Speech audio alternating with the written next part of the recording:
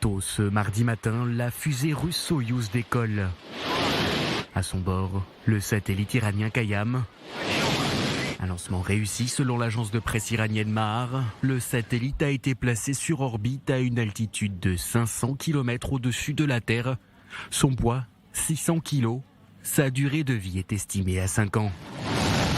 Plusieurs sources, notamment relayées par le Washington Post, affirment que grâce à une caméra haute résolution, l'appareil permettrait à Moscou de suivre de près les opérations en Ukraine et donnerait à Téhéran la possibilité de surveiller de façon quasi continue des installations sensibles en Israël ainsi qu'au Moyen-Orient.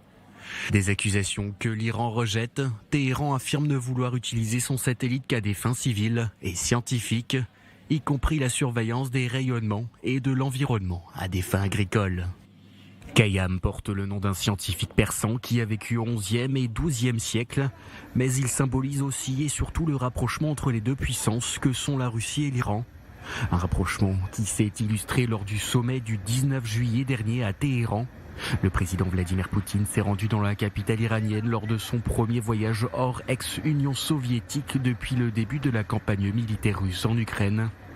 Un voyage durant lequel le chef suprême iranien, l'ayatollah Ali Khamenei, a déclaré que Téhéran et Moscou devaient rester vigilants contre ce qu'il qualifie de tromperie occidentale.